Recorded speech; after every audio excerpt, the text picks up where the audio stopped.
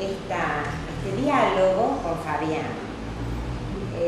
Muy brevemente yo voy a hacer lectura de un texto escrito ad hoc para Fabián en realidad, pero en realidad mi papel es muy subsidiario porque yo quiero que Fabián y Víctor, como escritores ya con una obra bastante avanzada, creo que está por publicar el próximo año otra novela, ya entonces irías por la tercera novela, además tiene una edición de Seymour muy interesante, de unos breves textos, cuyo título es Vidas breves. Vidas breves. Breve texto cuyo título es Vidas breves. Por lo tanto, a mí me interesa que los escritores dialoguen y que también abran el juego del diálogo para el público. La conferencia de Einstein o de la escritura como experiencia. Para empezar, son varias, dice Roland Barthes, las entradas al texto de la novela. Una de sus formas, la clásica, impone, según nuestro mentor, la categoría de lo legible en su estado más puro, que en su estado más puro implica un recorrido por los múltiples códigos que la han hecho posible. En la tarea de su reconstrucción, la pedagogía de la lectura puede instaurar modelos que remiten a la genealogía y a la historia, es decir, actualiza un saber que es dable transmitir. Pero la escritura moderna puso en jaque ese supuesto saber, que además ha sido pulverizado y diseminado, dejando en evidencia que el orden de la narración no sigue la figura de una línea que llega a un fin previsto por la lógica del relato, esa a la que los estructuralistas eran tan afectos, sino que es deudor del caos y de la confusión. En el relato moderno, el lector, privado ya de esas certezas cuyo depósito enriquece la narrativa de consumo, sostiene el desafío de experimentar el vértigo de la escritura. De este modo pretendo trazar un marco para la presentación de esta novela dialógica de Fabián Soberón y elijo una perspectiva para abordarla, a sabiendas de su provisionalidad. Pero no es esta la condición de toda lectura crítica. Para seguir, el discurso de la conferencia de Einstein está compuesto de fragmentos que el autor implicado en esa disposición marca, dadivoso, mediante títulos orientadores. En esos fragmentos se nos entrega, junto a la historia de la búsqueda infructuosa del padre, una serie de diálogos y reflexiones ensayísticas sobre arte, literatura, ciencia, vida.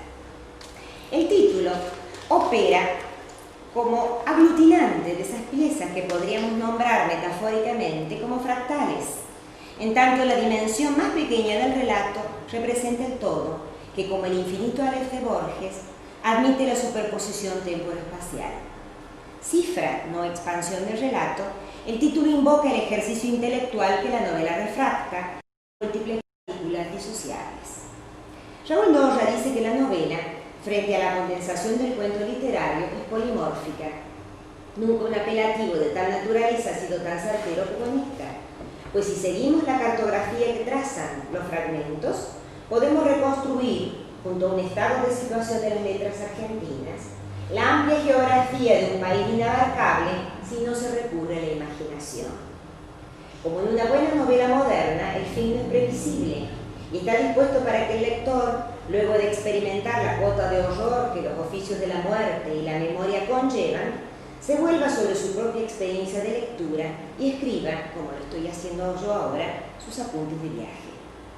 Ajeno al círculo regionalista que padecimos los argentinos del interior, a fuerza de una demanda de identidad unánime que solo sirvió para sobrellevar con pesadumbre las desigualdades sociales impuestas por los regímenes discursivos dominantes, Soberón se bebió de un sorbo sus experiencias de lectura y nos entregó una muestra de lo que un tucumano, por más señas joven, pudo digerir sin intoxicarse. Los lectores, agradecidos por este gesto de revuelta que también describe Julia Kristeva para la modernidad, nos sumamos a su aprendizaje con la conciencia de que lo que aún ignoramos dará letra para otros furtivos ejercicios literarios. Muchas gracias, Fabián.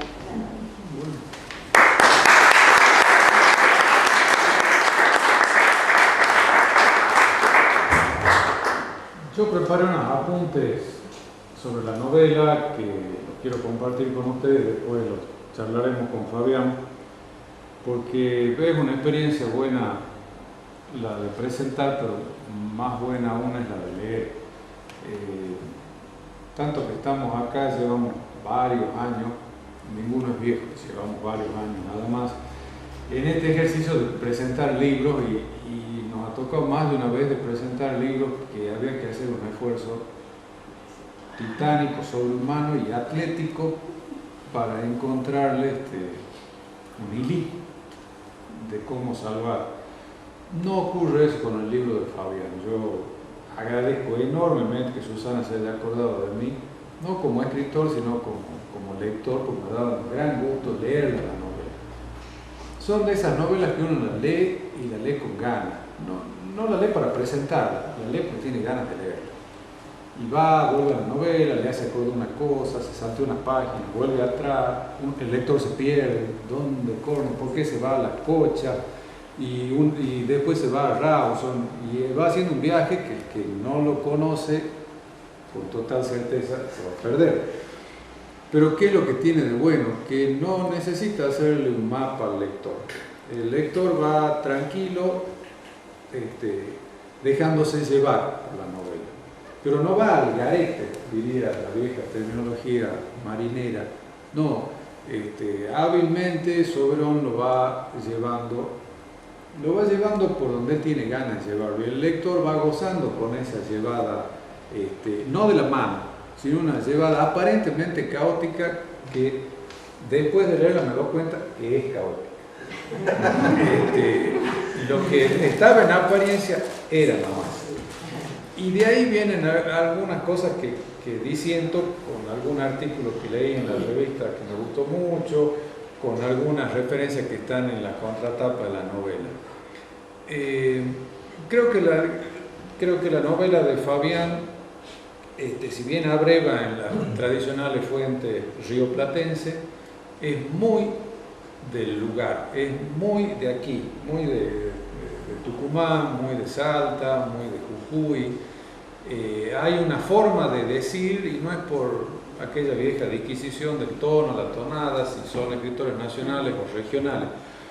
Fabián escribe dentro de una región y en esta región. No tiene amaneramiento del lenguaje en cuanto a hubiese sido un buen tucumano si hubiese tenido el uso abusivo del le ha caído. Yo estoy algunos años en Tucumán y bueno, es una práctica habitual en nuestro oído. Tampoco recurre al pue tan de esta ciudad, pero sí tiene un tono de la región, un tono propio, tono donde en la forma de decir y de contar hay ecos de Aparicio, en el viaje que hace, en la novela de Carlos Hugo Aparicio, que es Tren del Sur, de ese viaje a la Quiaca, que sube acompañado de Carrerita. Bueno, Fabián va a Purmamarca. Y me detengo un ratito en Purmamarca, porque él hace una magnífica descripción del lugar. Y yo el otro día le decía si lo conocen, me dice que no, y yo la referencia que quien tiene ese lugar en Purmamarca es un muy buen escritor, actor, y un tipo que seguramente va a estar enloquecido de saber que alguien lo ha intuido en la novela. Hay muchas, decía, esas voces emparentadas que puede o no trasuntarse dentro del texto, pero están.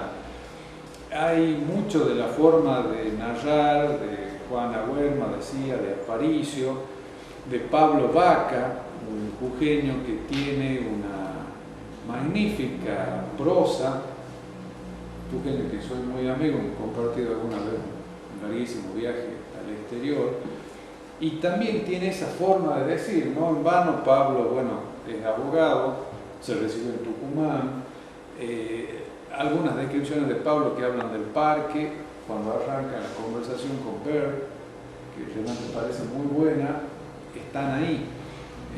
Yo no sé si Fabián los ha frecuentado a todos los que nombro, Santiago también hay alguna parte de Santiago Silvestre, que si bien no la sitúa acá, pero hay una forma de decir, como por ahí la tiene Tizón, hay ciertas oraciones, ciertas cosas en que hay un eco de esta región.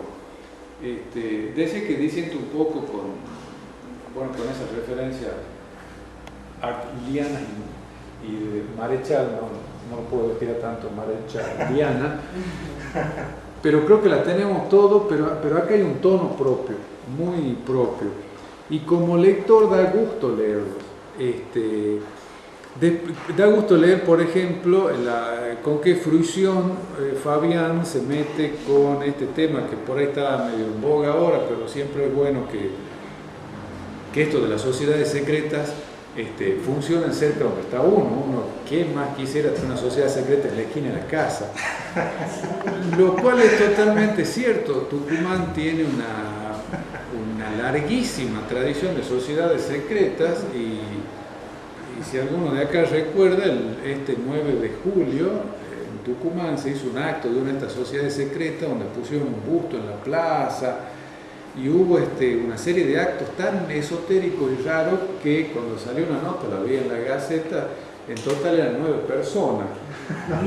Yo no sé si no quisieron poner más para que no le traigan mala suerte, pero me daba gracia porque él hace una referencia a contactarse y conectarse con el sonido de la ballena, y ahí me acordaba de los poemas de Rosita, del canto de la ballena, y digo, en cualquier momento salta Rosita Machado acá con una referencia. Pero cuando vi que si la ballena se lo comía, dije, no, acá está Walter Ade con el memorial de Jonás.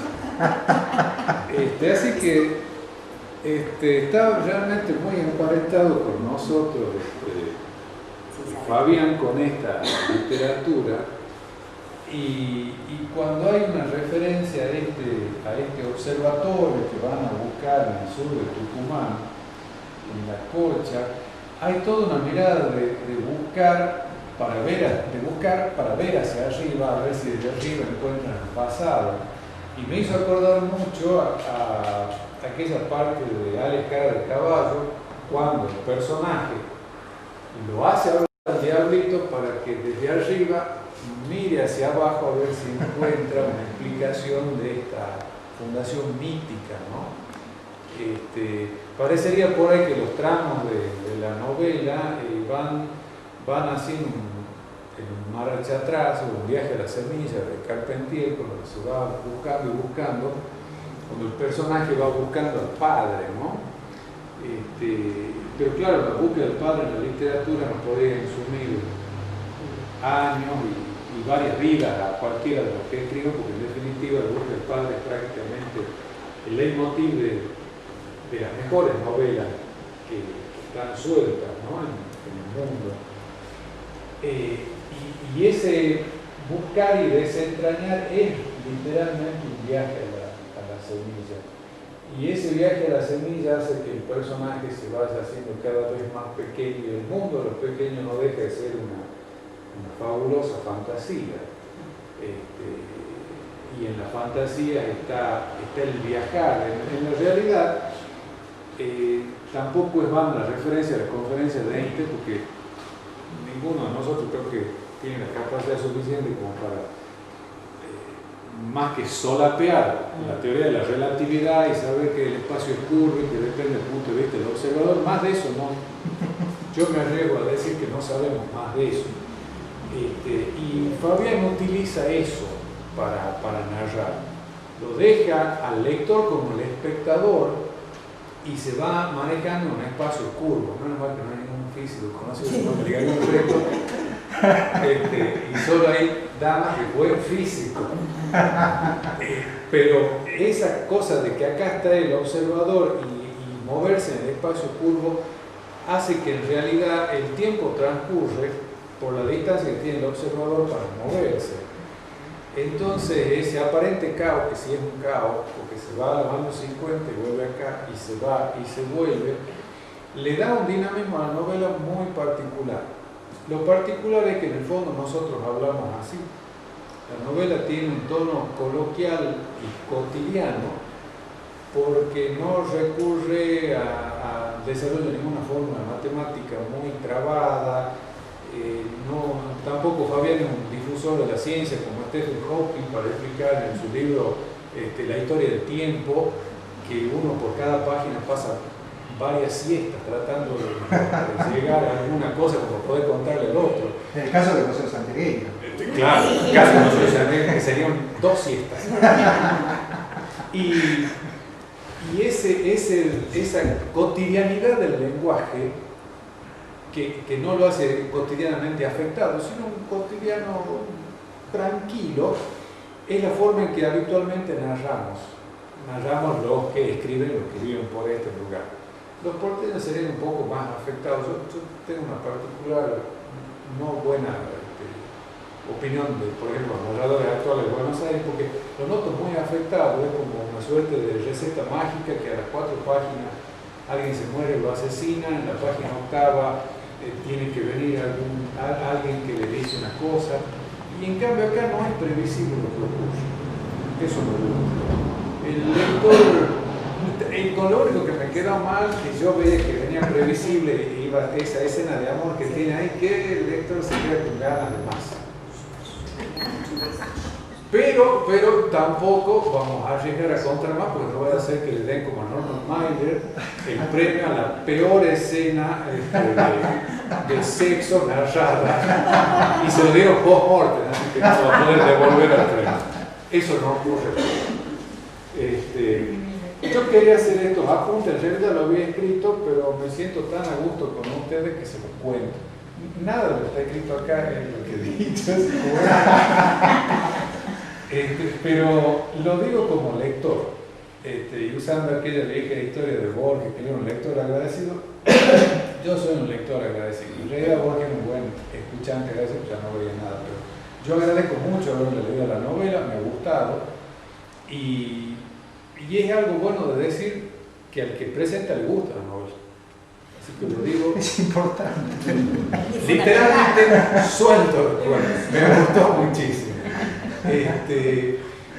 Ahora, en esta suerte de arrancar con un diálogo con el escritor, yo medio que me le achico, porque el escritor maneja estos extraños aparatos que nos permiten choquearnos con las imágenes que él ha usado en su novela. Hay toda una muy buena estructura para hacer aporteñado de videoclip, que no me gusta, en realidad está armada con muchos fragmentos, y para ser coherente con Ramón Vera, el rompecabezas, donde se van presentando las diferentes situaciones. Y el lector las va armando, porque no hay que pensar que los lectores son tontos. Con 4 o 5 páginas que vuelva a la acción, el lector todavía no se ha despegado.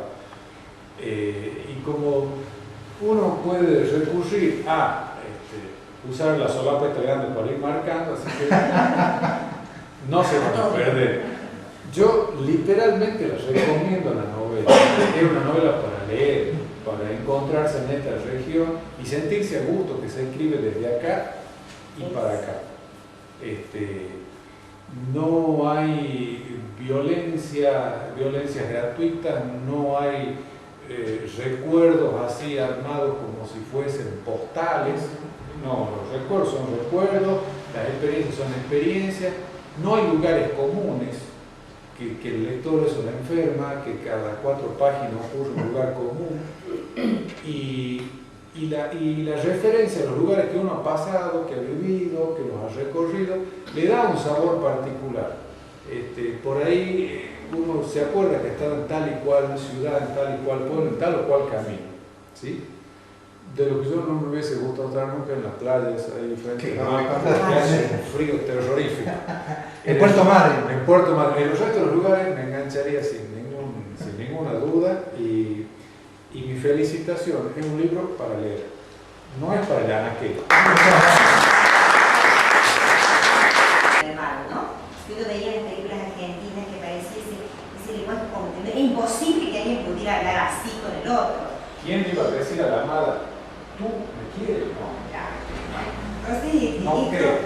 esto lo comparte, ¿no? Ahí hay una cuestión generacional, si podemos hablar de algo generacional. Pero vos tenías algunas preguntas, Víctor, para hacerle a... Decís que no te animás, pero yo te oí. Sí. Era básicamente digamos, la pregunta como uno. Esta cosa de estar en esta región, de meterte en esta región, ¿satisface estrictamente tus requerimientos de estar y de crear, o necesitas imperiosamente buscar modelos, no te digo a Buenos Aires, buscar el modelo europeo como referencia inmediata? A ver si te entendí. Vos decís, si yo para escribir la novela recurrí... Para tu expresión en general, es decir, del cine a la novela. Si tuve en cuenta los modelos, digamos, de la región, Sí. al mismo tiempo que los modelos europeos. ¿O qué le has dado más prominencia? ¿Al modelo regional o al modelo? A decir verdad, yo venía de escribir textos en los que no estaban situados los personajes en la región. Pero, bueno, me fui aproximando a lo que podemos llamar de manera muy general y, por supuesto, discutible, el realismo, digamos, y me fui interesando por escribir sobre lo que tenía más próximo. Cuando yo quise hacer eso me di cuenta que era muy difícil. En realidad lo que parecía muy próximo era como, se me convertía en lejano en la medida que yo quería escribir sobre eso. Y a partir de ahí comencé sí, a ver quiénes habían tratado de escribir, en el caso de Yo soy de Tucumán, y lo descubrí a Hugo Foguet. Leí El Pretérito Perfecto, la novela de Hugo Foguet, y esa fue una de las referencias. ¿Sí? Pero luego sí tuve referencias que no son necesariamente de la región. Pero, como digo, la preocupación fundamental fue sí, de situar, vos hiciste hincapié en eso, y efectivamente para mí fue así, es decir, coincidimos, digamos, vos como lector y yo como escritor, que era una preocupación fundamental situar las escenas de la novela, o muchas de ellas, porque no todas, en lugares que están próximos. Eso era una preocupación central, fundamental. Antes yo había escrito una primera novela, que no está publicada, pero bueno, quizás si los vientos y los dioses o lo que sea son favorables, se va a publicar el año que viene, y esa novela no estaba situada en la región. Tenía digamos, un lugar que no era preciso, pero ya con esta mi preocupación fue esa, fue fundamentalmente esa. Pues yo notaba en una parte, cuando por ahí alguna referencia a lo pictórico, en la referencia a lo pictórico, que también está en tu libro de poema, prosa poética, la referencia a lo pictórico está centrada, para no dar muchos datos, sobre el tema de la luz y determinada parte como expresión. ¿Sí? Sí. Pero Tucumán tiene una expresión pictórica que no está ni cerca de eso, es una cosa violentamente fuerte y de mucha, digamos, de un expresionismo casi violento, ¿no? Para ponerlo. Entonces notaba que a su vez también la referencia que se hace a Einstein nunca va a Tucumán, además llega a Córdoba. Sí, exactamente. El otro personaje, la otra cita de David Rawson, tampoco va a Tucumán.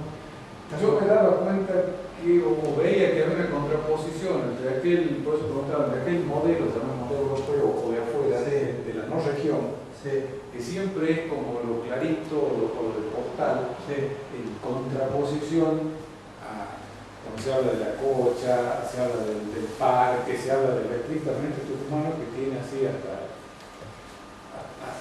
como gusto a sándwich de milanesa de la Argentina cuando éramos estudiantes. Están las dos cuestiones. Claro, ahora entiendo. Sí, están las dos cuestiones, sin duda. Bueno, todos los que escribimos y todos los que leemos hemos leído a Joyce, a Kafka. Kafka es un escritor que yo he leído muchísimo. No, lo he leído por gusto, pero además también, como yo estudié filosofía, hice mi tesis de filosofía sobre Kafka. Eso también me trajo un problema porque en filosofía, disculpen si hay alguien de filosofía acá, en general son un poco estructurados porque quieren que las tesis sean sobre filósofos canónicos, sobre Kant, sobre Hegel.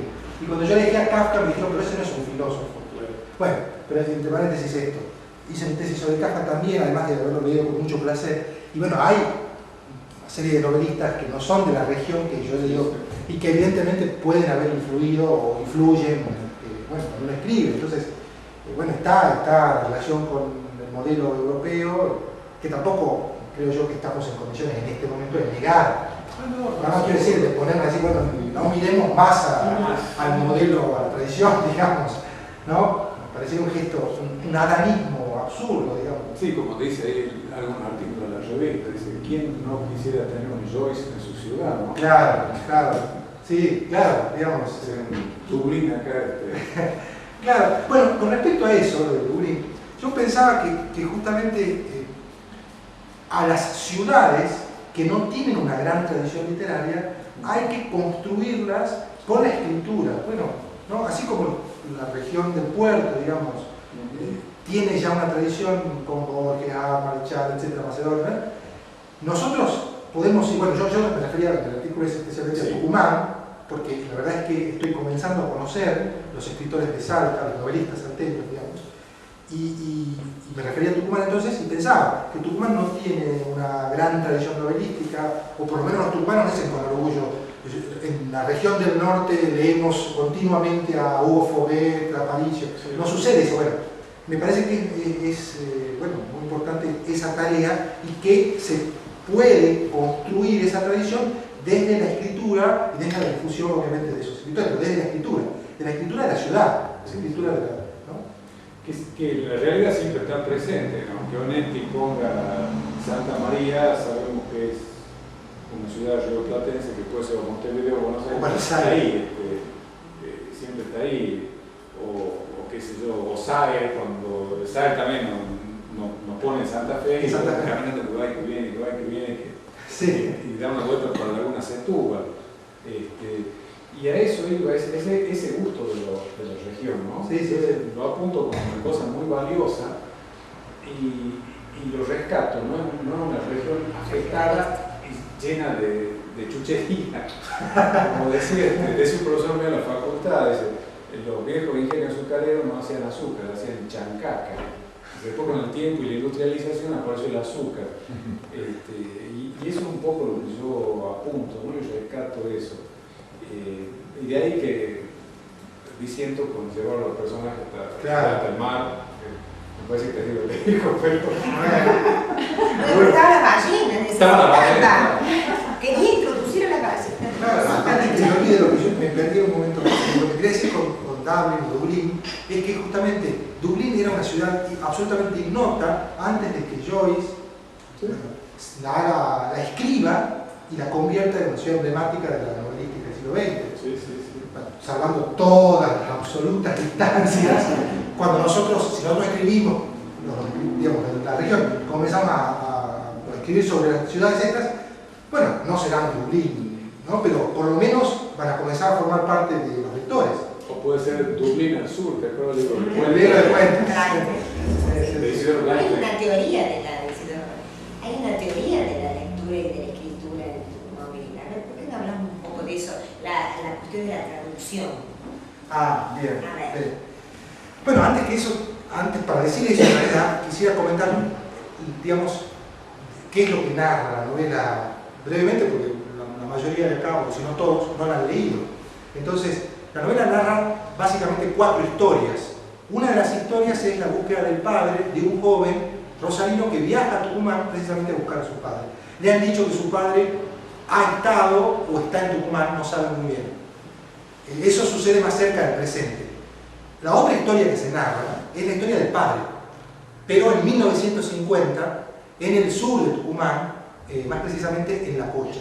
El padre trabaja, entre comillas quizá, como secretario de un alemán muy famoso que se llama, bueno, se lo conoce en la novela como Ricardo Klement.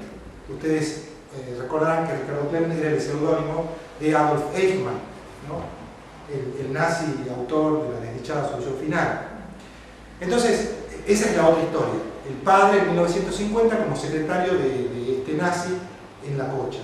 La otra historia es la historia de 2 amigos que conversan en una noche larga, o en varias noches, sobre literatura y sobre arte. Uno de esos amigos es un filólogo y el otro es un pintor que se llama Pablo Graneros. Bueno, con respecto a esa historia, ahí aparece el filólogo, como dije ya, conversando con este amigo, Y este filólogo es proclive a la teorización sobre la literatura, sobre el arte, etc. Y dialogan interminablemente. Y una de las teorías que tiene el filólogo es la de refundar la Argentina, refundar la patria. Y él dice que eso es posible, o que es necesario en realidad, que eso es necesario, porque de esa manera, mejor dicho, para poder refundar la patria hay que traducir las novelas de un canon que él establece ahí, que comienza con una novela poco conocida quizás de Macedonio Fernández, comienza con un canon de los clásicos argentinos, Sarmiento, Alberti, etc. Y dice que hay que traducirlos, dice el filólogo, a las lenguas europeas. Nosotros continuamente estamos leyendo a los escritores europeos traducidos al español, y el filólogo dice que hay que traducirlos a Sarmiento, Echeverría, Mansilla, Mármol, etc., Art y todos los demás, al alemán, al italiano, al ruso, bueno, a las lenguas. Que de esa manera es que se puede llegar a producir una invasión argentina o latinoamericana a Europa, y se puede conquistar a través de la literatura y de la lengua, bueno, hacer una conquista inversa. Esa es la teoría del filólogo que aparece en la novela.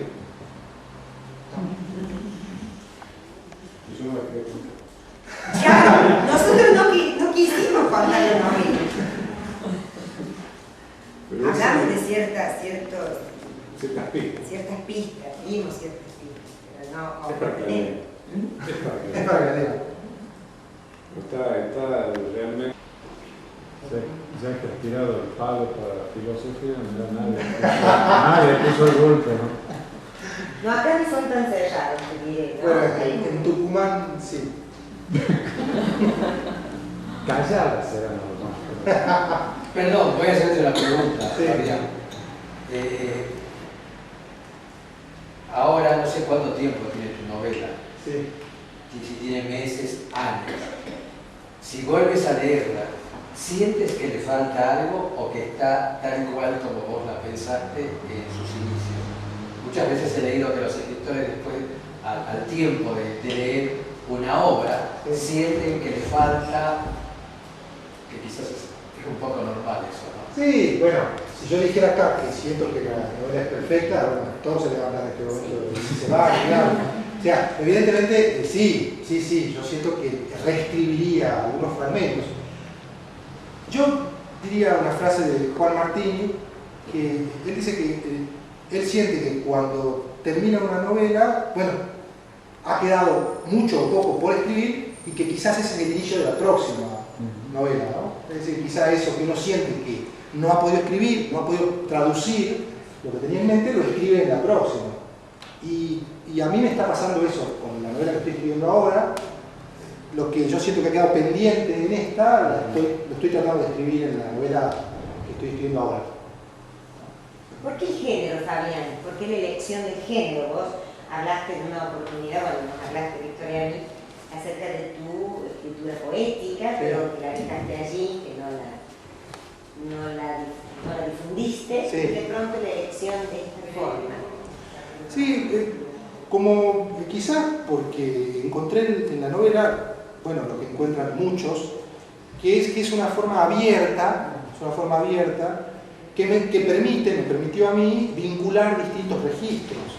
Aparecen diálogos, teorizaciones, aventuras, viajes, reflexiones sobre el arte. Bueno, yo estudié artes y pinto. Aparecen discusiones sobre poesía. Bueno, yo he escrito poesía. Entonces, tal vez en la novela se vinculan los otros géneros. La novela es, ¿no?, en ese sentido, un género generoso, ¿no? Polimórfico. Me permite que aparezcan mis intereses y bueno, y que, digamos, yo creo que se puede narrar cualquier cosa, ¿no? Una teoría o una conversación en la esquina. Entonces, me gusta muchísimo esa posibilidad de vincular, bueno, la música, la pintura, la filosofía, a pesar de las estructuras, con respecto a la filosofía, digo, la estructura tiene que estar, la filosofía tiene que estar en lugar de ensayo, bueno, no necesariamente, ¿no? Se puede narrar una teoría filosófica o matemática, una conversación. Sí, de hecho arranca el diálogo en el parque con si el orden está bajo el matemático o no. Y claro, quiere imaginarse cómo Corno uno se imagina un orden matemático en el parque, ¿no? Es bastante... Hay que ir y volver, que uno lo conoce ese parque, el parque que está en Tucumán. El parque, sí. Pero un poco de imaginación, Víctor. Para eso está gente. Por lo cual está bien usado eso, la teoría del caos también ahí, ¿no? Se van formando nuevos elementos y los nuevos elementos que en principio parecen desordenados van haciendo un nuevo orden. Y tiene lindo arranque ahí cuando está en el parque y uno quiere ver, porque el parque de Tucumán es un parque hecho. Sí. Es decir, hecho es profeso. Sí, bueno, justamente eso. No es un lugar que era una vieja finca que no decidió hacer parque, ¿no? Y tiene todo un ritmo de casi que está. Si no, vamos a seguir contando, porque se va a hacer complicado. Vamos a ver un solo ejemplo. No sé si quieren hacer alguna pregunta. Y con respecto a tu profesión como estudioso del cine, Sí. ¿influyó a la hora de escribir la novela, la estructura, imitando, Sí, es como... traduciendo? Sí, como ya adelantaba Víctor, yo tengo un interés especial por las imágenes y por las imágenes cinematográficas también. Y sí, en cine hay lo que se llama el montaje paralelo, ¿no? Que es, bueno, la posibilidad de alternar, narrar una historia visualmente, cortar e iniciar la narración de otra historia, cortar e iniciar, casi estoy diciendo el procedimiento, digamos, de escritura de la novela, ¿no?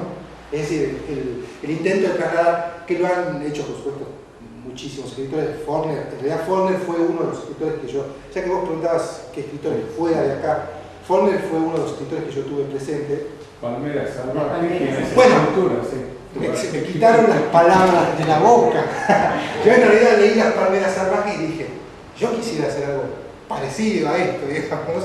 Y además me enteré que Faulkner había confesado, no importa si es cierto o no, que a él le habían encargado la novela y no había escrito la novela, el editor, y tenía 2 cuentos escritos por separado, pero lo que hizo fue alternarlos.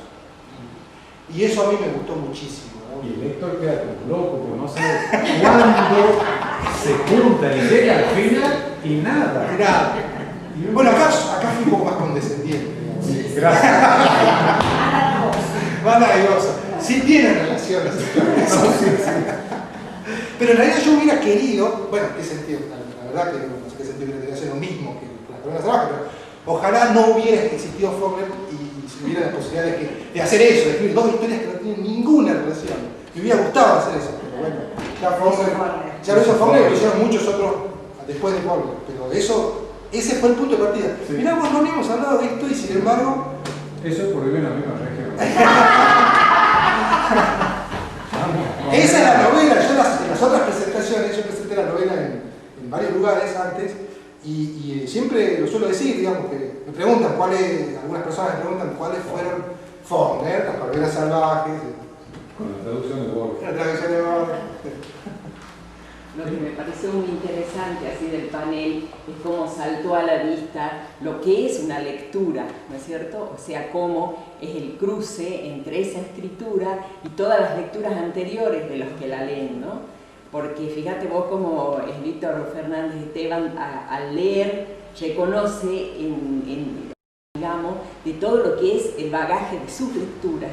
Y en cambio, en el caso de Susana, bueno, se ve su formación en teoría literaria y cómo ella enseguida trata de ver estas grandes definiciones de teoría, de novela de Julia Kristeva, de Borja, de Barthes, etc. Como de alguna manera ella encuentra que está funcionando, o está tu novela siendo una novela polifónica, según Bakhtin o según lo que sea. Como se ha visto clarísimo, digamos, en los 2 panelistas, su tradición, su propia construcción lectora, ¿no? Me hace sentir un chismoso de la literatura. Algo así. No, y quizá me gustaría decir esto, ya que usted menciona la cuestión de la lectura. Yo disfrutaba muchísimo la escritura de la novela porque yo leía muchísimo para escribirla, ¿no? Leía no solamente a matemáticos o historias de la matemática o del arte o de la filosofía, etc. Sino que también leía a los escritores que nos anteceden para ver cómo habían resuelto esa escena. Si yo quería narrar una escena de viaje, bueno, a ver, los novelistas que escribieron sobre viajes, que a mí me interesan especialmente, iba y leía de nuevo y escribía, y bueno, uno establece un diálogo continuo, silencioso, ¿no? Silencioso, con los autores que nos preceden, con los escritores, etc. Y eso, bueno, aparece inevitablemente, ¿no? Pero a mí me causa un placer especial, creo que en realidad vos también, Víctor, ¿no? ¿Cómo, perdón? Sí.